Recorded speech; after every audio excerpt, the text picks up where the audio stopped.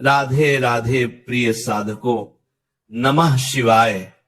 आपको राधा नाम प्यारा है या शिव नाम कमेंट में जरूर लिखिएगा।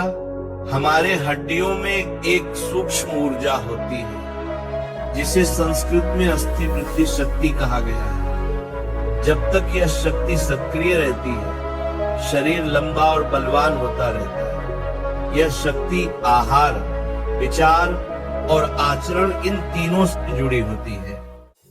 18 वर्ष की आयु तक यह शक्ति अपने चरम पर होती है, लेकिन जैसे ही हम गलत भोजन, देर रात की आदतें, असंयमित जीवन और तनाव से जुड़ जाते हैं, यह शक्ति मंद पड़ जाती है।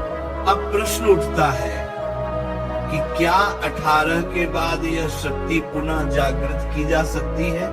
हाँ, अवश्य।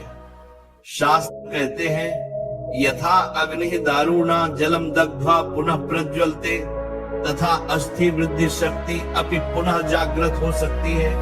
अर्थात जैसे बुझी हुई अग्नि सही आहुति मिलने पर फिर प्रज्वलित हो जाती है, वैसे ही हमारी वृद्धि शक्ति भी उचित साधन, सही भोजन और सकारात्मक भाव से फिर से सक्रिय की जा सकती है।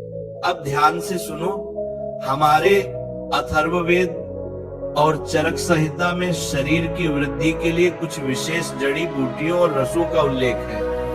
कहा गया है कि यदि मनुष्य इन औषधियों को श्रद्धा और नियम पूर्वक ग्रहण करे तो शरीर में नई प्राण शक्ति जागती है। उनमें प्रमुख है अश्वगंधा, शतावरी, गोक्षुर, बिदारीकंद और नागरमोथा। इनमें से अश्वगंधा को तो आयुर्वेद में बल्य कहा गया है, यानी शरीर में बल और वृद्धि देने वाली। कहा गया है कि जो युवक प्रतिदिन रात को सोने से पहले 1 गिलास गर्म दूध में आधा चम्मच अश्वगंधा चूर्ण, चुटकी भर हल्दी और 5 तुलसी के पत्ते डालकर पीता है, उसके शरीर की कोशिकाएं पुनः सक्रिय हो जाती हैं। तुलसी के पत्ते शरीर की पवित्रता बढ़ाते हैं और हल्दी शरीर के भीतर की सूक्ष्म नाड़ियों को खोल देती है, जिससे रक्त संचार तीव्र होता है। जब रक्त संचार तेज होता है, तब हड्डियों में प्राण तत्व अधिक पहुंचता है और अस्थि वृद्धि पुनः आरंभ हो सकती है।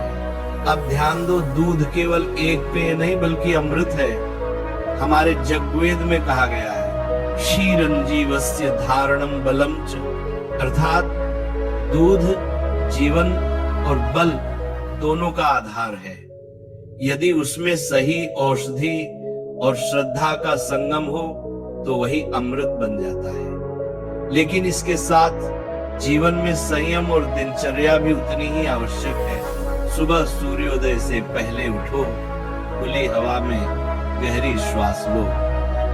जब तुम प्राणायाम करते हो, विशेषकर भ्रामरी, अनुलोम विलोम और सूर्य भेदन, तो यह तुम्हारी रीढ़ की हड्डियों को जागृत करता है। रीढ़ ही शरीर की वृद्धि का केंद्र है।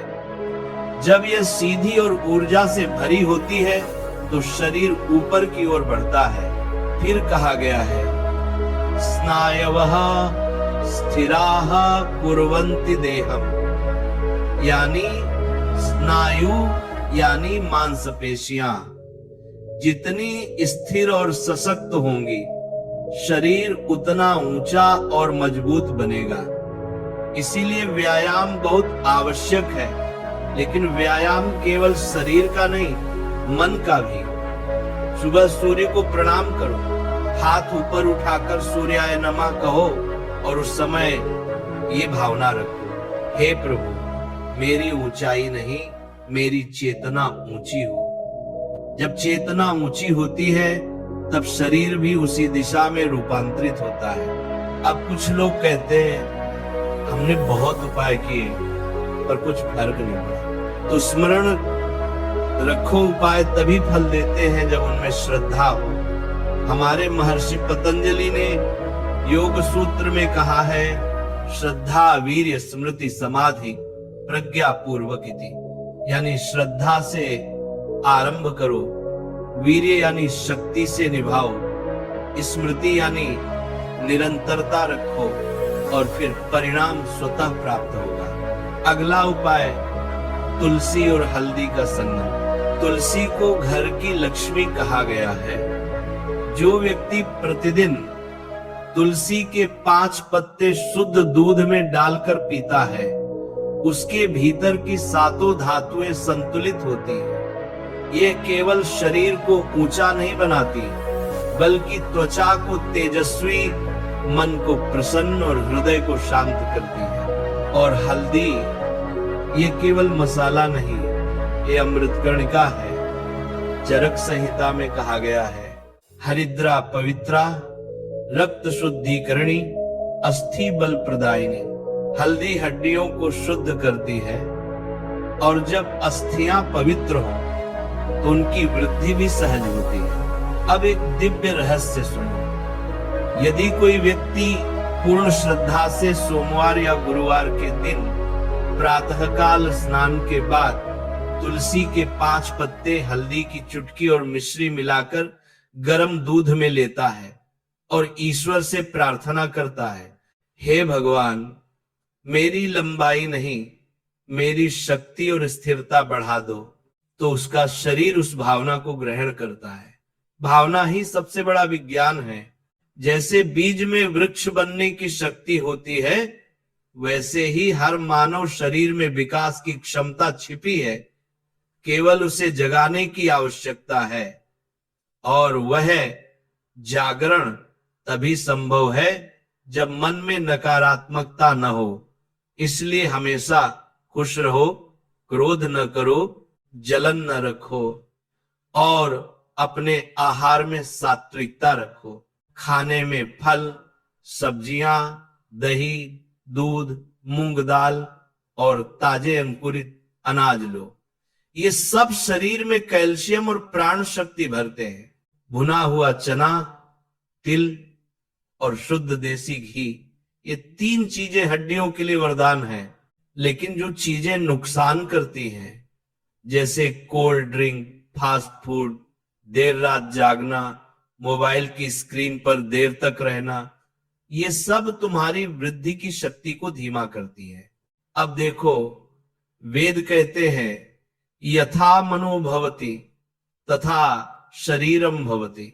जैसा मन सोचता है वैसा शरीर बनता है। तो यदि तुम प्रतिदिन अपने मन में यह भावना रखो कि मैं ऊंचा हो रहा हूं, मेरा शरीर विकसित हो रहा है, मेरे भीतर प्राण शक्ति का प्रवाह बढ़ रहा है, तो ब्रह्मांड की ऊर्जा तुम्हारे शरीर में वैसी ही लहरें उत्पन्न करती है। कुछ लोग हंसते हैं, कहते हैं क्या केवल सोचने से लंबाई बढ़ेगी? तो हाँ, सोचने से ऊर्जा बनती है और ऊर्जा से ही शरीर चलता है। जो व्यक्ति मन से विश्वास करता है, उसका शरीर उस दिशा में प्रतिक्रिया देता है, और अंत में हर रात